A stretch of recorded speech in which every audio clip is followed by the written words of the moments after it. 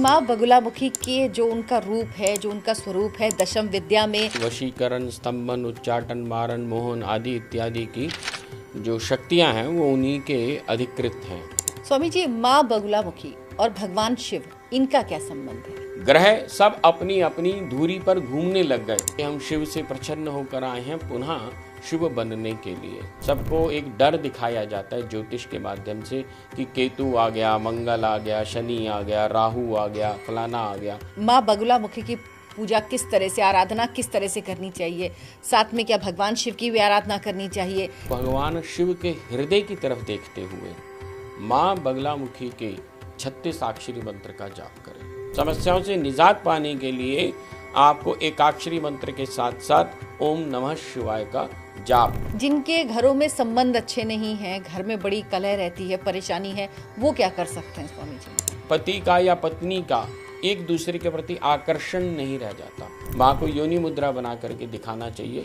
अब वास्तु के हिसाब से तो ये होता है, जो साउथ है वहाँ जल नहीं होना चाहिए, तो भारत के अंदर जो दक्षिण है, दक्षिण के अंदर तो समुद्र है। भारत का वास्तु खराब है। लेकिन माँ बगलामुखी को हल्दी और सिंदूर भी चढ़ता है, वशीकरण के रूप में भी इस्तेमाल करा जाता है, लेकिन वहाँ मंत्र बदल जाते हैं। स्तंभन क्या है ये एक बार बता दीजिए लोगों को। अंगद ने एक बार अपना पैर जो था गड़ा दिया था। लाल मिर्च से हवन होता है, इसका क्या कॉन्सेप्ट है? और जब वो हवन होता है तो लोग क्या वहाँ पर बैठ पाते हैं? हमने यज्ञ करा तो उसमें लगभग 100 किलो मिर्च के बीज का इस्तेमाल हुआ, साबुत मिर्च इस्तेमाल हुई। किसको ये वाला हवन करवाना चाहिए? गलत काम करके आया हूँ और मुझे माँ बचा लेगी, नहीं।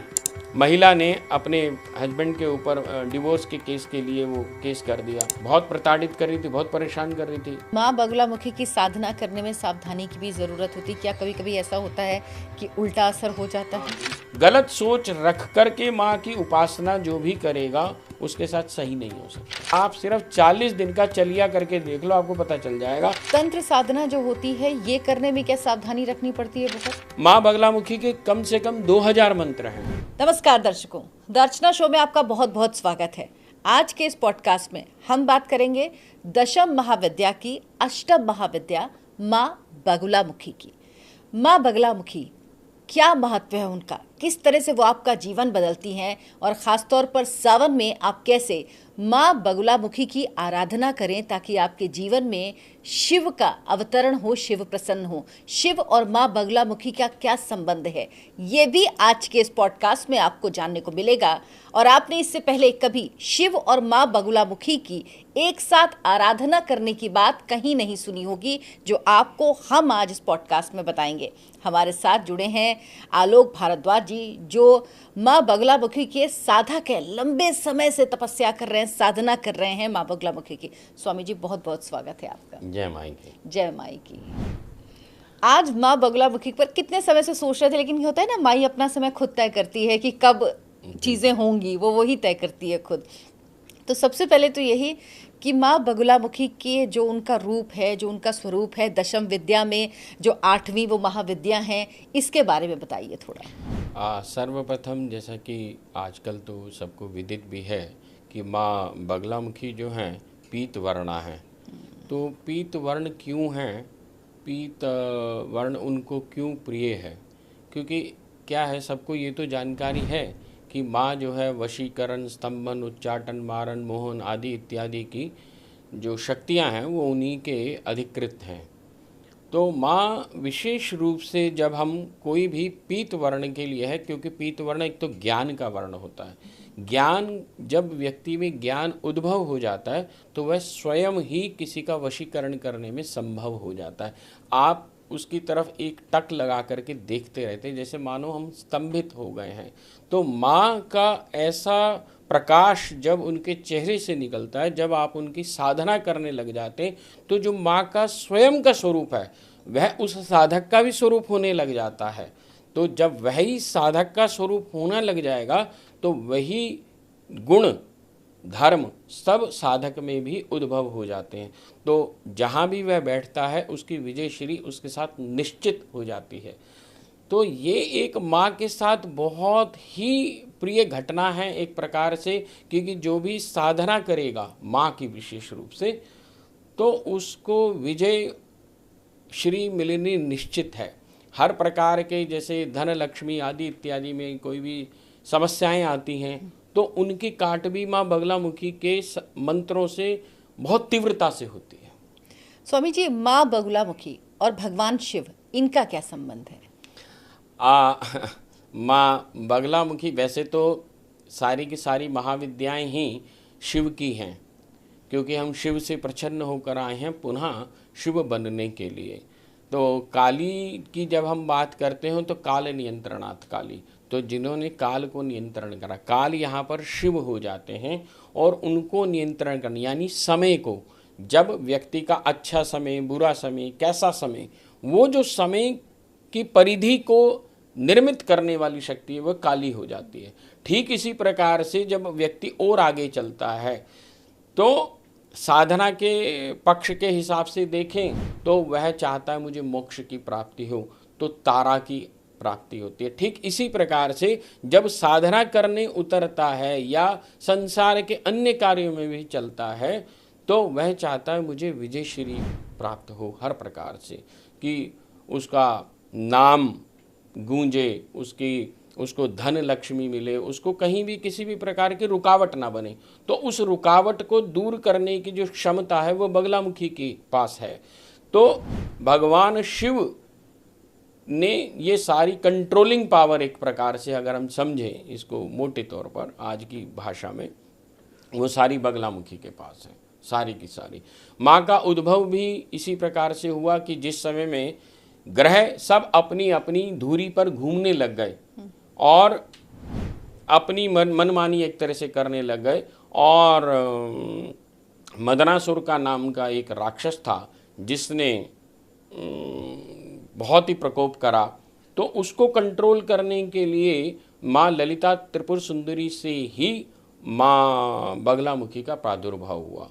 तो जो भी माँ बगलामुखी का साधक उपासक होता है वह किसी भी प्रकार से ग्रहों से नहीं डरता, और जो ग्रहों से डरता है वो बगलामुखी का उपासक नहीं हो सकता। आज की तारीख में आप YouTube देख लें या यहाँ कोई भी देख लें, सबको एक डर दिखाया जाता है ज्योतिष के माध्यम से कि केतु आ गया, मंगल आ गया, शनि आ गया, राहु आ गया, फलाना आ गया। तो मैं सीधी सी एक बात बोलता हूँ, तुम सारे ग्रहों को छोड़ दो, क्योंकि माँ के चरण में जो आ गया, माँ स्वयं अपने आप सारे ग्रहों को स्तंभित कर देती है। क्योंकि ठीक इसी प्रकार से जिस समय में कृतयुग था, तो उस कृतयुग के समय में भी माँ ने इन सारे ग्रहों को अपनी धुरी पर ला करके एक तरह से नियंत्रित कर दिया था और सब ग्रह सीधे हो गए थे। तो जो माँ बगलामुखी का उपासक होगा वह कभी भी किसी शनि से, किसी राहु से, किसी केतु से डर ही नहीं सकता। अरे वाह स्वामी जी, सावन में माँ बगलामुखी की पूजा किस तरह से, आराधना किस तरह से करनी चाहिए? साथ में क्या भगवान शिव की भी आराधना करनी चाहिए? क्या विधि है उसका, क्या तरीका और क्या लाभ उसका मिलता है?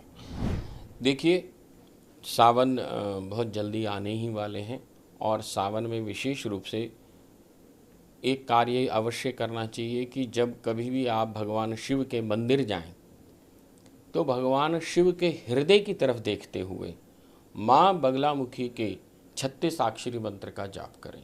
यदि अगर आप इस प्रकार से करते हैं तो यदि आपके ऊपर कोई भी मुकदमा, इस किसी भी प्रकार के इस प्रकार के कोई समस्या बनी हुई है मुकदमे से रिलेटेड, तो वो जल्दी आप उससे बाहर आ जाएंगे, क्योंकि भगवान शिव की कृपा आपको मिलनी शुरू हो जाएगी बगलामुखी के साथ साथ। अब वो और तीव्र कैसे हो, धन के रूप में, स्वास्थ्य के रूप में, अन्य अन्य रूपों में।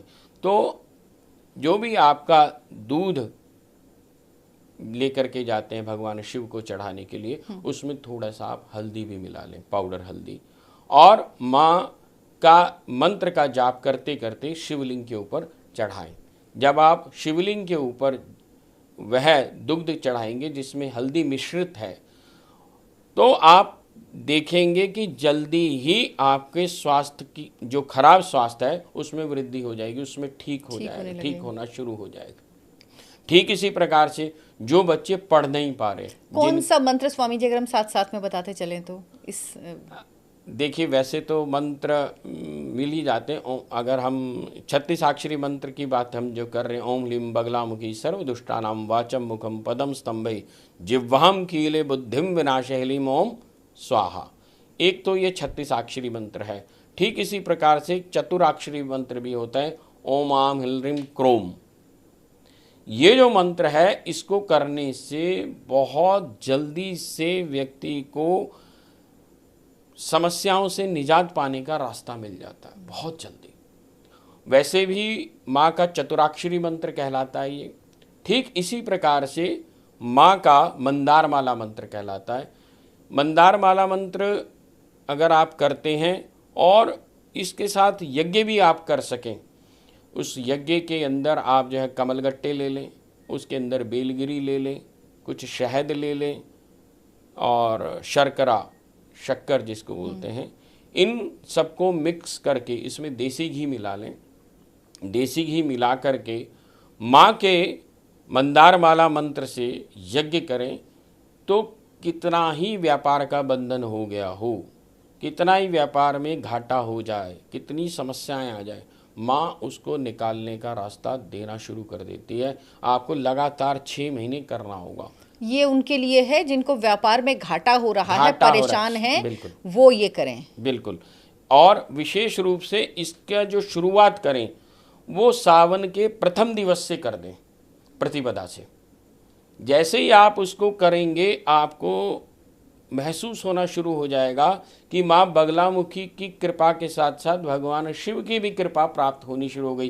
क्योंकि वैसे भी एक जब पत्नी की प्रशंसा होती है ना, पति बहुत खुश होता है। तो भगवान शिव किसी भी 10 महाविद्याओं की जब कोई भी साधना करता है तो उसको कृपा तो मिलती है, लेकिन माँ बगलामुखी के मंत्रों के साथ साथ जैसे ओम त्र्यंबकम यजामहे सुगंधिम पुष्टिवर्धनम उर्वारुकमिव बंधनान् मृत्युर्मोक्षय्य मामृतात्, इस मंत्र के साथ साथ 36 अक्षरी मंत्र भी यदि जोड़ लें तो स्वास्थ्य लाभ बड़ी जल्दी हो जाता है। और भी जो भी बहुत प्रकार के बंधन लगे हुए हैं वो कटने शुरू हो जाते हैं। तो बच्चों के लिए बता रहे थे, स्टूडेंट्स के लिए ये है कि भाई जो जिनको ध्यान नहीं लग पाता, पढ़ने में समस्याएं आती हैं, मन भटकता है, दिमाग भटकता है, बैठे थोड़ी देर बैठे अब कैंपा, अब कुछ और चाहिए, फिर उन्हें ये चाहिए कि अब हमें यूट्यूब खोलना है, फिर पढ़ने मम्मी कहती है कि बेटा पढ़ ले और किताब में दिमाग नहीं लगता, फिर बैठे 10 मिनट बाद कहते हैं कि स्क्रॉल कर लो। तो वो ध्यान लगने की स्थिति के लिए आपको बढ़िया है कि एकाक्षरी मंत्र के साथ साथ ओम नमः शिवाय का मंत्र का जाप करें। इस एकाक्षरी मंत्र, क्योंकि एकाक्षरी मंत्र माँ बगलामुखी का कहीं हलीम के नाम से जाना जाता है, कहीं हलरिम के नाम से भी जाना जाता है, क्योंकि इसके पीछे भी एक तंत्र है। तंत्र क्या है कि लंग जो बीज मंत्र होता है वो मूलाधार का होता है, हंग जो बीज मंत्र होता है वह विशुद्धि का होता है। जब कोई माँ का ये मंत्र साधना के हिसाब से भी करे या संसारिक दृष्टिकोण से भी करे तो उसकी शक्ति, उसकी ऊर्जा बढ़नी शुरू हो जाती है। जब वह ऊर्जा अच्छी मिलेगी, बनेगी, उसका ऑरा अच्छा हो जाएगा, पॉजिटिव हो जाएगा, तो वह जीवन में कहीं भी समस्याओं से ग्रसित रह ही नहीं सकता। अगर समस्याओं से ग्रसित है भी तो समस्याओं से बाहर आना शुरू हो जाएगा। समस्याओं से निजात पाने के लिए आपको एकाक्षरी मंत्र के साथ साथ ओम नमः शिवाय का जाप, इसको सम्मिलित करके यदि आप करते हैं तो इसका लाभ बहुत जल्दी मिलता है, बहुत तीव्रता के साथ, द्रुत गति से मिलता है। पूरे सावन आप करते रहिए, रोज जाइए। और यदि किसी का स्वास्थ्य खराब है, किसी पे बंधन लगे हैं तो काले तिल और चढ़ा दीजिए। किसी की प्रॉपर्टी का समस्या है तो उसके साथ जौ अगर आप चढ़ाते हैं और भगवान शिव पर हल्दी मिश्रित दुग्ध चढ़ाते हैं और भोले बाबा को देखकर उनसे निवेदन करते हैं कि मेरे को इस समस्या से बाहर निकालने का रास्ता माँ के माध्यम से दे, तो माँ स्वयं उसको जो है स्वप्न में दिखना शुरू हो जाती है, दर्शन हो जाते हैं और या कोई ना कोई माध्यम बन जाता है कि कैसे आप उस समस्या से बाहर आ जाएंगे। जिनके घरों में संबंध अच्छे नहीं हैं, घर में बड़ी कलह रहती है, परेशानी है, वो क्या कर सकते हैं स्वामी जी? देखिए, जैसे कि पति पत्नी के बीच में जब विवाद किसी भी प्रकार का बनना शुरू हो जाता है या समस्याएं आ जाती हैं, तो उनको विशेष रूप से माँ बगलामुखी के मंत्र जरूर करने चाहिए। क्यों करने चाहिए? जैसे अभी मैंने बताया कि माँ के पास आकर्षण की शक्ति है। जब पति का या पत्नी का एक दूसरे के प्रति आकर्षण नहीं रह जाता, बात करने का मन ही नहीं करता, टेबल डिस्कशन करते हैं तो विद्रोह हो जाता है, क्योंकि होता क्या है कि नेगेटिविटी घेरना शुरू कर देती है। तो जब माँ का नाम हम उच्चारण करना शुरू कर देते हैं, कुछ मुद्राएं भी हैं जो, जैसे माँ को एक योनि मुद्रा दिखाई जाती है, जैसे इस प्रकार से बनाई जाती है माँ को योनि मुद्रा। माँ को योनि मुद्रा बना करके दिखाना चाहिए। माँ को बहुत ही प्रिय है, माँ बगलामुखी की एक मुद्रा विशेष रूप से इस प्रकार से है। तो ये सारी मुद्राएं अगर हम माँ को दिखाते हैं तो हमारी ऊर्जा शुद्ध विशुद्ध होनी शुरू हो जाती है, ऊर्जा बढ़नी शुरू हो जाती है, जिससे हमें जीवन में हर प्रकार के समस्याओं से दूर होकर के हम अच्छे आने शुरू हो जाते हैं। ठीक इसी प्रकार से जैसे अभी बात हो रही थी कि भी पति पत्नी के बीच में कोई विद्रोह है, कलह है, समस्याएं हैं, या बच्चों के बीच में भी कोई व्यक्ति आता है बाहर से सोच के कि भाई अच्छा बात करूंगा, घर में बैठते हैं चारों प्राणी, जैसे ही बैठते हैं तो टेबल डिस्कशन करने लगते हैं, लंच या डिनर पे बैठते हैं, एकदम से सब अपने अपने हो जाते हैं, बात करने अच्छी चले थे बुरी हो जाती है। तो इस प्रकार के विद्रोहों को दूर करने के लिए माँ के मंदिर में जाकर के अर्जी लगाई जाती है कि ऐसी कोई समस्या हो। पेपर में लिख के कैसे अर्जी लगाते हैं? इसमें इसका तरीका क्या है, हमारे यहाँ जो हम अर्जी लगाते हैं, 1.25 किलो साबुत हल्दी 1.25 मीटर पीले कपड़े में बांध करके 5 गांठ लगा करके, या तो वो मंदिर कुरियर के थ्रू भेजते हैं। अब जैसे मेरे पास विदेशों से भी आती हैं, कनाडा, अमेरिका, अन्य बिहार से, अमृतसर से, बहुत सारी जगह से आती हैं, तो वो अपने हाथ से बांध करके और अपना जो भी उनकी समस्या है वो एक पत्र के रूप में माँ को लिख करके उसी में रख करके भेज दें। और यदि कोई मंदिर स्वयं आ सकता है तो वो आ जाए। 1.25 किलो साबुत हल्दी, 1.25 मीटर पीला कपड़ा और 1.25 किलो मीठा पीला प्रसाद, कोई भी, अच्छा, वो ला करके माँ को अर्जी लगती है। माँ उसकी सुनती है। माँ जब सुनती है तो फिर उसका न्याय चलना शुरू हो जाता है। अगर आप सही हैं तो माँ आपका न्याय अवश्य करेगी, आपके साथ होगी, चाहे वो मुकदमे की समस्या हो, धन की समस्या हो, व्यापार की समस्या हो, या स्वास्थ्य आदि इत्यादि की समस्या हो। जैसे अभी हमने बोला कि परिवार में बैठे कलह होनी शुरू हो जाती है। अब कई लोग बोलते हैं कि जी वास्तु हमारा खराब है, ये खराब है, वो खराब है। मैं कितनी बार मजाक में, विनोद में ऐसे बोल देता हूँ कि शराब की दुकान की कौन सा वास्तु होता है? क्या नॉर्थ कोरिया, साउथ कोरिया या जितने भी अमेरिका, इंग्लैंड है, क्या वहाँ भी आपका वास्तुशास्त्र चलता है? अब वास्तु के हिसाब से तो ये होता है कि नॉर्थ जो आपका है, जो साउथ है, वहाँ जल नहीं होना चाहिए, और जो नॉर्थ है वो भारी नहीं होना चाहिए। लेकिन अगर भारत का मैं देखूं तो भारत के अंदर जो दक्षिण है, दक्षिण के अंदर तो समुद्र है और उत्तर के अंदर इतना बड़ा हिमालय है। तो क्या भारत का वास्तु खराब है? क्या प्रकृति ने बनाने में गलत काम करा? ऐसा नहीं है। ये तब क्यों काम करते हैं? क्योंकि जब हमारे चारों तरफ में एक नेगेटिविटी फैलनी शुरू हो जाती है, अब जब हम नेगेटिव लोगों के साथ रहते हैं, अब ये नेगेटिविटी आती कहाँ से है? ये सबसे बड़ा बात है। अब जैसे पब्लिक टॉयलेट्स पे लोग जाते हैं, पब्लिक टॉयलेट्स में जाते हैं, उन्हें पता ही नहीं होता, या हॉस्पिटल जाते हैं, या ऐसी स्थानों पे जाते हैं जो बहुत ज़्यादा है, जहाँ पर लोग पहले से ही परेशान हैं, और वहाँ अपनी नेगेटिविटी को वो छोड़ करके आते हैं। तो ठीक जहाँ ऐसी जगहों पर ज़्यादा रहने वाला व्यक्ति ज़्यादा मेंटली टेंस्ड रहेगा, तो उससे बाहर आने के लिए उसको एक एक्स्ट्रा वो चाहिए एनर्जी। वो एक्स्ट्रा एनर्जी आपको मंदिर में बैठ करके ध्यान करने से, जाप करने से, साधना करने से ऊर्जा आपकी ऊर्ध्वगामी होनी शुरू हो जाती है, आपको अच्छी ऊर्जा मिलती है, तो आपका आभा मंडल, जिसको ऑरा कहते हैं, वो आभा मंडल अच्छा बनना शुरू हो जाता है। माँ बगलामुखी विशेष रूप से आपके आभा मंडल को अच्छा बनाती है। स्वामी जी, माँ बगलामुखी को आपने बताया कि अगर उपाय करना है तो हल्दी, 1.25 किलो हल्दी 1.25 मीटर कपड़े में, पीले कपड़े में बांध के चढ़ानी चाहिए, अर्पण करनी चाहिए। लेकिन माँ बगलामुखी को हल्दी और सिंदूर भी चढ़ता है जी, इसके पीछे क्या? देखिए, सिंदूर जो है आकर्षण का काम करता है।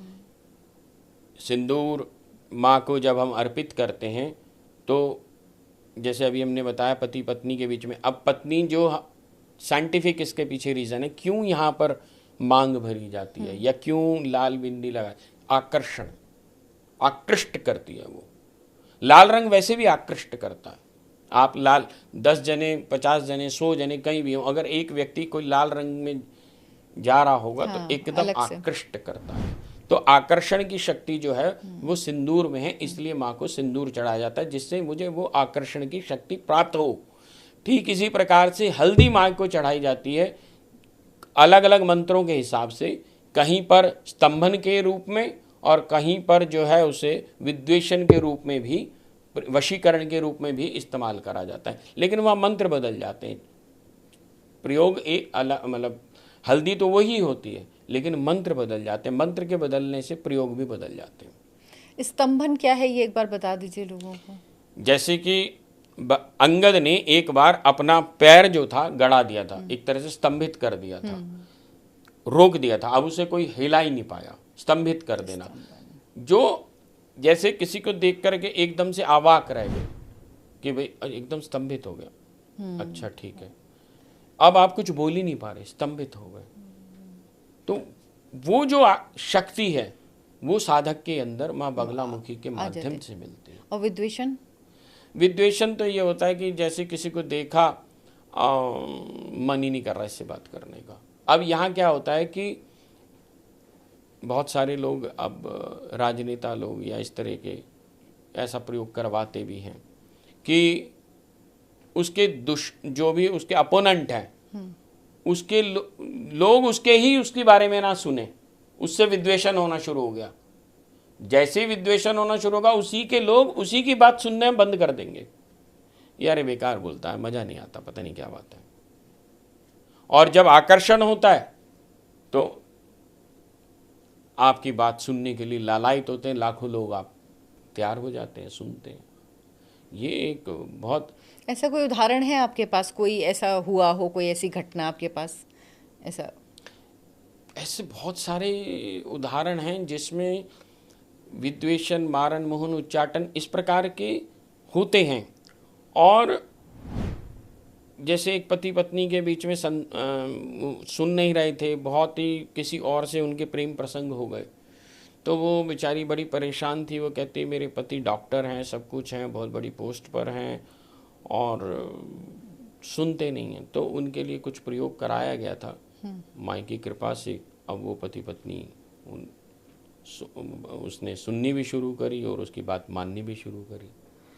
तो इस प्रकार का बहुत सारी चीज़ें हैं, ऐसा तो होता है बहुत समय। अच्छा, माँ बगलामुखी की एक जो हवन होता है वो एक बड़ा अद्भुत है, ये कि लाल मिर्च से हवन होता है। जी जी जी। लाल मिर्च से हवन होता है, इसका क्या कॉन्सेप्ट है? और जब वो हवन होता है तो लोग क्या वहाँ पर बैठ पाते हैं? क्योंकि मिर्च अगर हम हवन कुंड में डालेंगे तो उससे जो धुआं निकलेगा उसमें तो बैठना मुश्किल हो जाता है। आप सिंपल सी बात समझ के देखिए, जब एक महिला अपने घर में दाल में छोटा सा भी तड़का लगाती है तो वहाँ बैठना उतनी देर के लिए खांस करके हालत खराब हो जाती है, यदि कोई ठीक से ना वो हो तो। जबकि मुश्किल से उसमें आधा चम्मच भी नहीं होती। बिल्कुल सही बात है। और जब हम छोटी होली पे, अभी पिछली जब छोटी होली पर हमने यज्ञ करा तो उसमें लगभग 100 किलो मिर्च के बीज का इस्तेमाल हुआ, साबुत मिर्च इस्तेमाल हुई।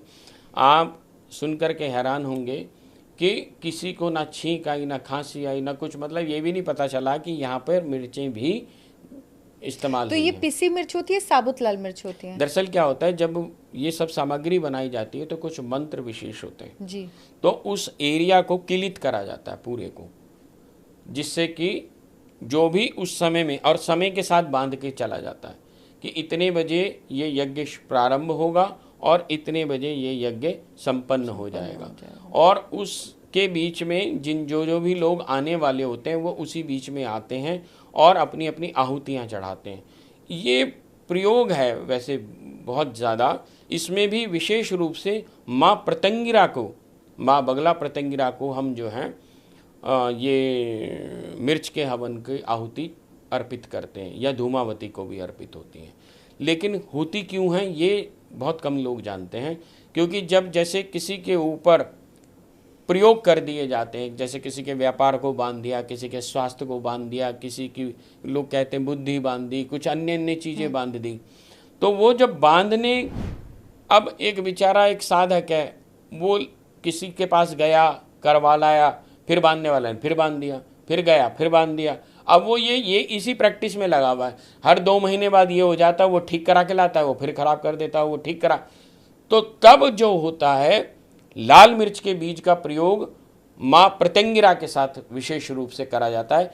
नॉर्थ में तो मेरी जानकारी नहीं है कि माँ प्रतंगिरा का कहीं कोई स्थान हो। नॉर्थ साउथ में तो आप जाएंगे, माँ प्रतंगिरा के मंदिर मिलेंगे, बेंगलोर में हैं, चेन्नई में हैं, अलग अलग, और वहाँ पर इस प्रकार के प्रयोग होते हैं।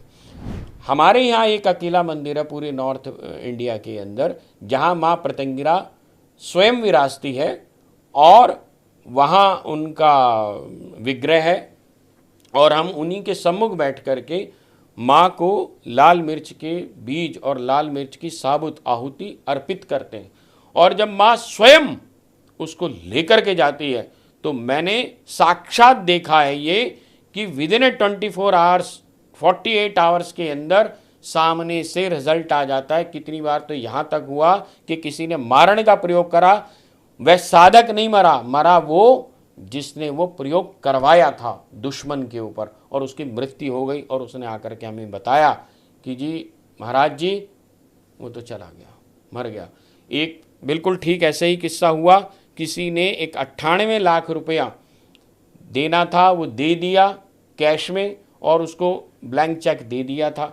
ब्लैंक चेक लेकर के उसने जानबूझ करके उसे डराने के, ब्लैकमेल करने के, वो डाल दिया। कितनी जा 98 लाख, तो वो प्लस इसके ऊपर पेनल्टी, ये दोनों दो। वो बेचारी महिला रोती हुई आई, कहती मैं तो पैसे दे चुकी हूँ, सारी चीज़ें। हमने माई को पहले अर्जी लगाई, माई से निवेदन लिया, फिर ये प्रयोग करवाया। आप विश्वास मानिए, जिस दिन मुकदमा था उस दिन सुबह उस व्यक्ति की घुटना टूट गया, वो गिरा और घुटना टूट गया, और 3 दिन आईसीयू में पड़ा रहा।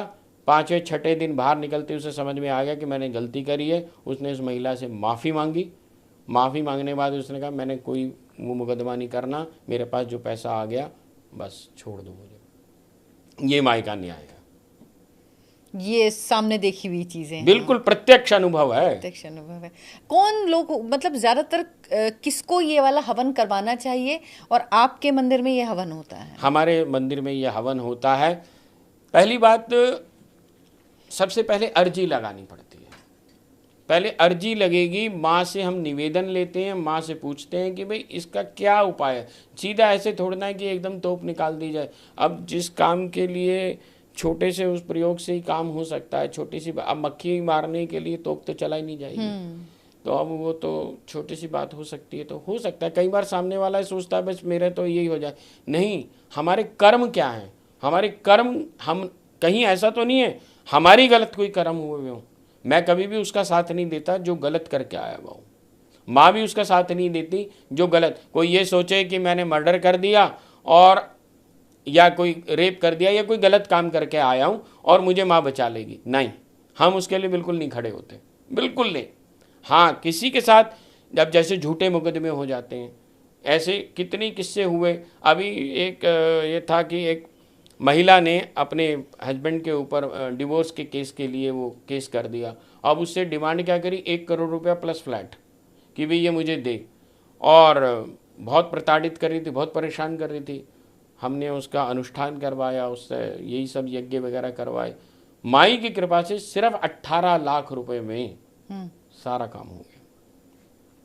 और ये एक किस्सा नहीं है मेरे पास डिवोर्स के, मेरे ख्याल से मेरे पास हर संडे 200-250 व्यक्ति आते हैं प्रत्येक रविवार, और उसमें से कम 60-70% डिवोर्स के केस हैं आज की तारीख में। यहाँ आकर के मुझे बड़ा थोड़ा सा, अभी रिसेंटली कल परसों ही एक किस्सा आया कि एक लिविंग रिलेशनशिप के अंदर एक लड़की के साथ एक लड़का रह रहा, 42 साल का लड़का है, 30-32 साल की लड़की है, और वो लड़की को फंसा लिया एक तरह से। वो लड़की के माँ बाप पेरेंट्स उसके आए थे कि महाराज जी कुछ ऐसा कर दो कि लड़की हमारी बाहर आ जाए। मैंने कहा जी आ जाएगी, लेकिन लड़की को खुद जाप करना पड़ेगा। वो यदि जाप करेगी और वो आना चाहेगी तो वापस आ जाएगी। कहते जी बस ऐसा कुछ करवा दो कि वो उसकी बुद्धि फिर जाए, कुछ ऐसा हो जाए। मैंने कहा ठीक है, माँ को अर्जी लगाओ। माँ को अर्जी लगेगी तो वो लड़की बात ही नहीं कर रही थी। आप विश्वास मानना, आज सुबह जब मैं आपके यहाँ आने वाला था उससे पहले उनका फ़ोन आया कि जी लड़की का फ़ोन आया कि पापा मैं आपसे मिलने आना चाहती हूँ। अभी परसों ही उसकी ये अर्जी लगवाई है। आज उसका फ़ोन आया कि हम 3 महीने से उससे मिल नहीं पा रहे थे और मिल नहीं रही थी वो हमसे। क्या स्वामी जी माँ बगुलामुखी की साधना करने में सावधानी की भी जरूरत होती? क्या कभी कभी ऐसा होता है कि उल्टा असर हो जाता है? हाँ बिल्कुल होता है। इसमें विशेष थोड़ा सा ध्यान ये रखने की बात है कि एक तो पीला आसन होना चाहिए, पीली वस्त्र होने चाहिए, रात्रि में 9 बजे के बाद माई का पूजा उपासना साधना करनी चाहिए। अगर ऐसा नहीं है कि सुबह नहीं कर सकते, सुबह भी कर सकते हैं। अगर आपको सुबह में समय मिले तो सुबह के समय में करें, लेकिन जो उत्तम समय है वो 9 बजे से लेकर रात्रि 2 बजे के बीच में करें तो ज़्यादा उसका रिजल्ट जो है उसका फास्ट मिल जाता है। लेकिन इसमें क्या है कि कभी भी ये सोच करके ना करें कि कभी किसी का बुरा करना है, किसी के साथ ऐसा कर दें कि भाई अब मैं बगलामुखी का साधक बन गया, या सामने वाले को प्रॉपर्टी पे कब्जा कर लूँगा, या इसके साथ कुछ गलत क्रिया कर दूंगा तो ऐसा मुझे मिल जाएगा। अगर आप ऐसा करने का कुछ भी प्रयास कर रहे हैं तो आप ये समझ लीजिए आपने अपनी ज़िंदगी खराब करने की शुरुआत कर दी। गलत सोच रख करके माँ की उपासना जो भी करेगा उसके साथ सही नहीं हो सकता। वैसे तो मेरा मानना यहाँ पर यह है कि कोई भी साधना उपासना हो, चाहे वो 10 महाविद्या की किसी की भी हो, वो गलत सोच करके नहीं करनी चाहिए। वो अंततोगत्वा आपका इसका परिणाम गलत ही होगा। माँ बगलामुखी का क्योंकि तीव्र द्रुत गति से ये कार्य करती हैं तो रिजल्ट भी इसीलिए, क्योंकि तंत्र की अधिष्ठात्री देवी होती है माँ बगलामुखी। वैसे भी इसको अगर हम दूसरे ढंग से भी समझें कि चित्त का स्तर 3 स्तर पर होता है, जागृत, स्वप्न और सुषुप्ति। एक वो बच्चा होता है या ऐसा व्यक्ति होता है जो मस्त मलंग है, उसे मतलब ही नहीं, भाड़ में जाए दुनिया, हम अपनी ही उसमें हैं, सुबह उठे जो काम करना हमें करना ही करना है, उसे उससे मतलब ही नहीं। कुछ ऐसे होते हैं जो थोड़े से होते हैं, कॉन्शियस होते हैं कि नहीं भाई मुझे कुछ करना है, कुछ बनना है, कर रहे हैं, नहीं हो पा रहा। लेकिन कई लोग होते हैं तो बड़े फोकस्ड होते हैं, वो अगर IAS बनना है तो वो तैयारी उसी तरह से करते हैं और वो IAS बन के भी देता है, फर्स्ट ही अटेम्प्ट में कर लेते हैं। तो चित्त का जो स्तर है वह कहाँ पर है? आपका चित्त के स्तर को, चेतना के स्तर को उच्च करना अगर आप चाहते हैं, अच्छा बनाना चाहते हैं, तो माँ बगलामुखी की उपासना आवश्यक है, अवश्यंभावी है। रीज़न क्या है? क्योंकि माँ बगलामुखी चेतना की अधिष्ठात्री देवी हैं, स्वयं विष्णु स्वयं चेतना है, और उसको लगाम लगाने की जो शक्ति है वो बगलामुखी के पास है। तो इसलिए बगलामुखी की जैसी कोई व्यक्ति साधना करने लग जाता है तो उसका चित्त का स्तर उच्च होना शुरू हो जाएगा। तो जब आपके विचार अच्छे आएंगे तो रिजल्टेंट भी अच्छा आएगा।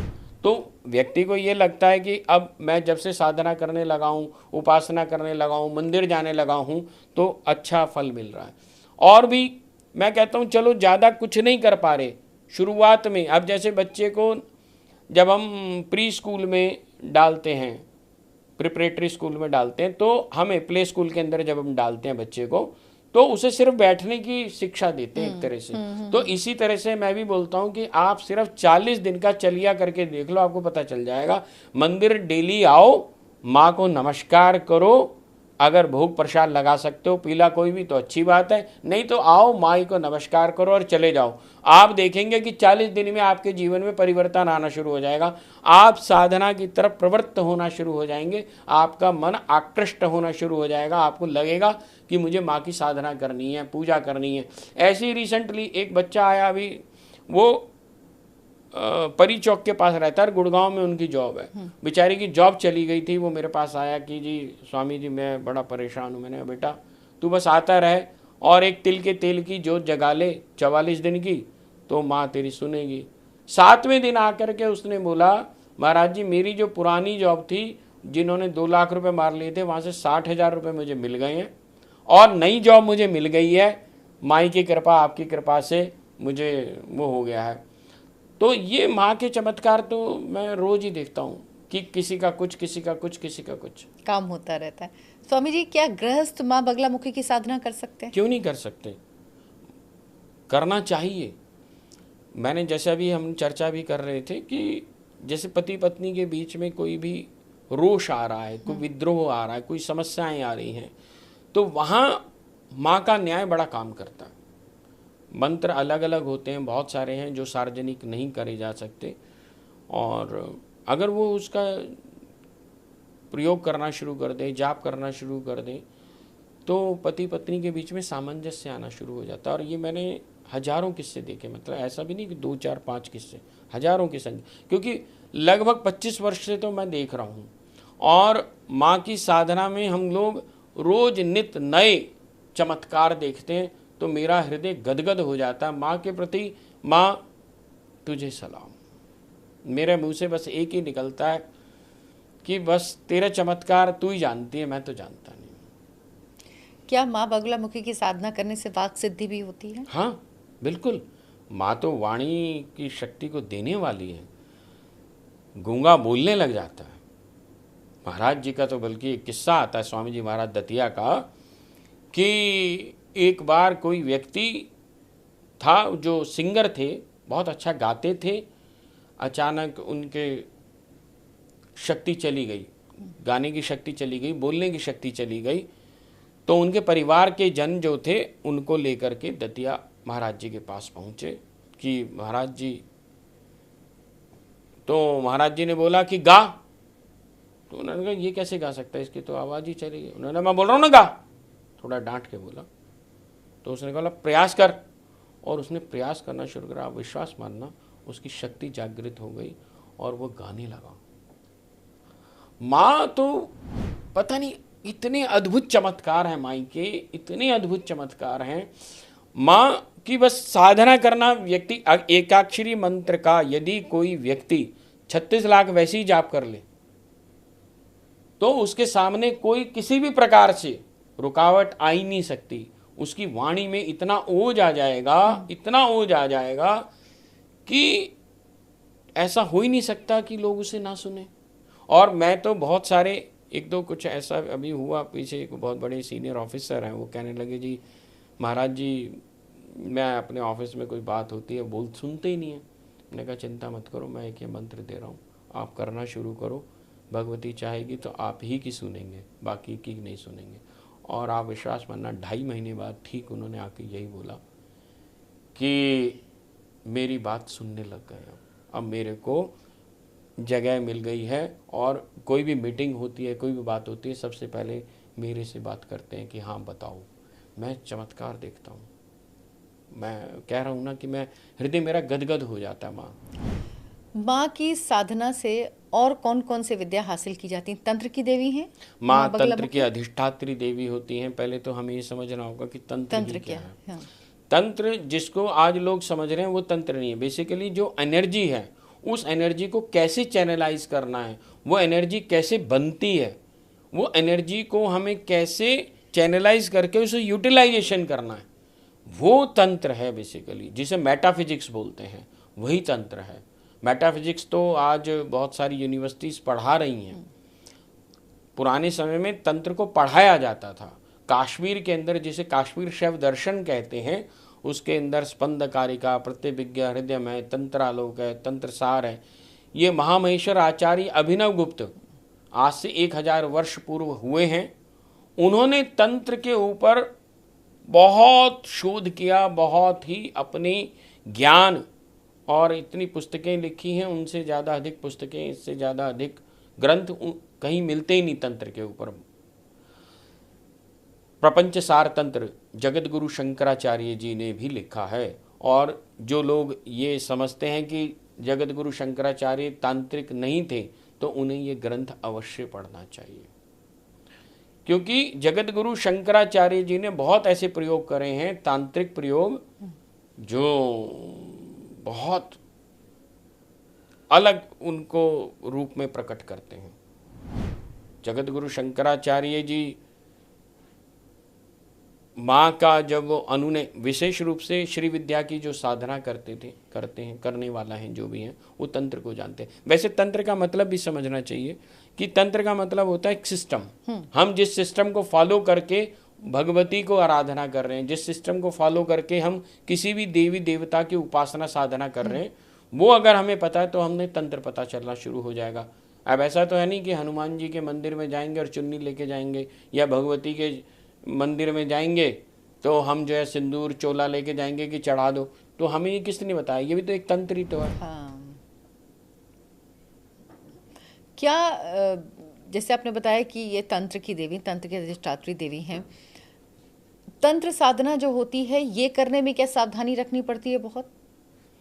हाँ, तंत्र साधना कर सबसे पहले तो गुरु का होना आवश्यक है।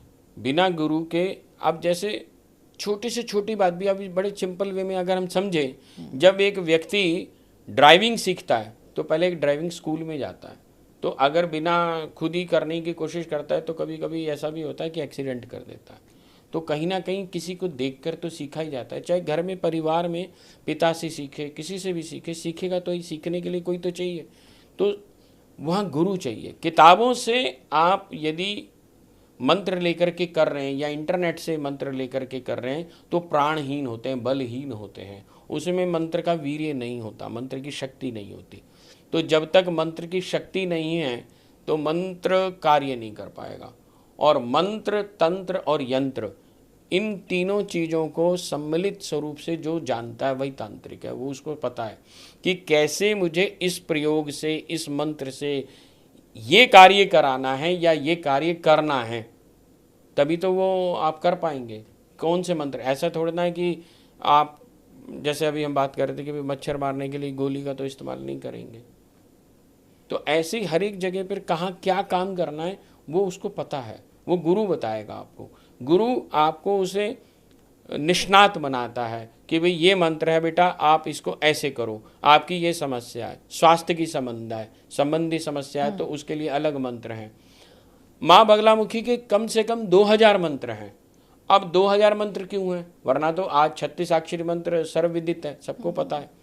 तो हर जगह तो 36 अक्षरी मंत्र नहीं करना चाहिए या करा जा सकता, कहीं एकाक्षरी भी करा जाएगा, कहीं चतुराक्षरी करा जाएगा, कहीं 36 अक्षरी करा जाएगा। और किस कार्य के लिए क्या मंत्र करना है तो ये गुरु ही बताएगा।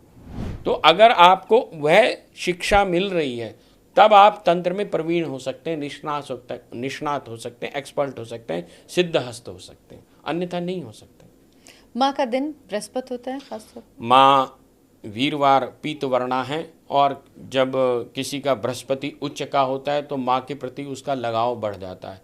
और अगर किसी का बृहस्पति खराब भी है तो माँ की साधना उपासना करने से उसका बृहस्पति उच्च का होना शुरू हो जाता है, अच्छा हो जाता है। जैसे अभी हमने चर्चा करी कि शनि हो, राहु हो, केतु हो, अन्य कोई भी ग्रह हो, जो भी ग्रह हैं, यदि माँ की साधना उपासना आप कुछ नहीं कर पा रहे ना, तो माँ के मंदिर जा कर के खाली मत्था टेकना शुरू कर दें। और वहाँ पर जैसे अब हमारे मंदिर में है, हम माँ को जो हल्दी अर्पित करते हैं उनके चरणों से उतार करके डेली रख देते हैं। हम यही कहते हैं कि आप आओ, वह हल्दी अपने माथे पर लगाओ और चले जाओ, तो उससे ही आपका जीवन रूपांतरित होना शुरू हो जाएगा। आपकी समस्याओं से आप बाहर आने शुरू हो जाएंगे। विशेष रूप से जैसे हम बार बार चर्चा कर रहे हैं कि ये जो सावन आ रहा है, इस सावन पर माँ बगलामुखी की साधना उपासना चाहे काले तिल से करें, जौ से करें या हल्दी के साथ दुग्ध में मिला करके करें और माँ के 36 अक्षरी या चतुराक्षरी। पर वही बात है कि क्या समस्या है पहले वे समझ लें और उस समझ कर के यदि उस मंत्र का उपयोग करेंगे तो आपका जीवन सुगम हो जाएगा। आपने बताया कि सावन में किस तरह से आराधना करने से होगा, लेकिन क्या कोई एक ऐसी पूजा सावन में माँ बगुलामुखी की लोग कर सकते हैं, भगवान शिव की कर सकते हैं, जो रोज़ के अपने रूटीन में वो शामिल कर पाएँ? क्योंकि बिजी होती, जल्दी जल्दी भागना होता है, सब कुछ करना होता है, जानते हैं, तो लोगों को हर चीज़ का एक शॉर्ट फॉर्म चाहिए होता है। तो कोई ऐसी पूजा, ऐसी आराधना जो इस सावन के दौरान वो खास तौर पर कर पाएँ? देखिए, अगर वो सावन में पूजा करना चाहते हैं या अपने मन से करते हैं, सबसे पहले बात है कि अपने हृदय को जोड़ें। जैसे मैंने बताया, कुछ नहीं कर सकते ना तो भगवान शिव के हृदय की तरफ देख करके माँ को याद करके प्रणाम करें, और माँ के मंदिर कभी भी जाएं तो माँ के हृदय की तरफ देख करके भगवान शिव का मंत्र ओम नमः शिवाय का ही जाप कर लें। इसी से ही आपकी बहुत सारी समस्याएं दूर होनी शुरू हो जाएंगी सावन में करने से। बिल्कुल, सावन में तो क्योंकि श्रावण मास है, भगवान शिव का मास है, और भगवान शिव तो साक्षात विराजते हैं सावन में। बड़े बड़े राजनेता जो हैं वो माँ बगुलामुखी के साधक हैं, पूजा करते हैं, उनकी आराधना करते हैं। क्यों ऐसा होता है कि जो ज़्यादा फेमस लोग हैं, वो चाहे अभिनेता अभिनेत्री हों, चाहे राजनेता हों, ये लोग माँ बगुलामुखी की साधना करते हैं? और कौन कौन से ऐसे नाम हैं? आप तो दतिया से खुद आप दीक्षित हैं, दतिया में सबसे बड़ा मंदिर है माँ बगुलामुखी का, तो कौन कौन से ऐसे राजनेता हैं जिनको आपने खुद देखा है साधना करते हुए? देखिए, राजनेता हों, चाहे सुप्रीम कोर्ट के जज हों, दिल्ली हाई कोर्ट के जज हों, सुप्रीम कोर्ट के लॉयर हों, और अन्य भी प्रदेशों के मैंने जजों को वहाँ पर चीफ जस्टिस को देखा है, आते हुए मत्था टेकते हैं। हाँ, वो अपनी आइडेंटिटी को छुपाते हैं, बताते नहीं कि हम आए हैं। और अमित शाह जी तो माई की कृपा से मेरा उनका मिलना भी हुआ वहाँ पर मंदिर के अंदर, और वहाँ वैसे तो ऐसा कोई राजनेता ही नहीं है जो वहाँ ना ही जाता हो। और जब आपने राजनेता की बात छेड़ी तो माँ विशेष रूप से एक अनुकंपा करती है, माँ विशेष रूप से एक कृपा करती है। वो कृपा क्या है कि जो माँ का उपासक होगा, साधक होगा, वह फोकस्ड होगा। अब जैसे आप हमारे जो वर्तमान में प्रधानमंत्री हैं मोदी जी, अभी पिछले दिनों हमने एक बार देखा जिस समय में पाकिस्तान के ऊपर अटैक करना था, तो उनके मन के अंदर पूरा लेआउट प्लान पूरा क्लियर था, लेकिन उनके चेहरे से नहीं दिखाई देता था। उनका कहीं से उन्हें पता भी, लोग सोच भी नहीं सकते थे कि वो ये करने वाले हैं।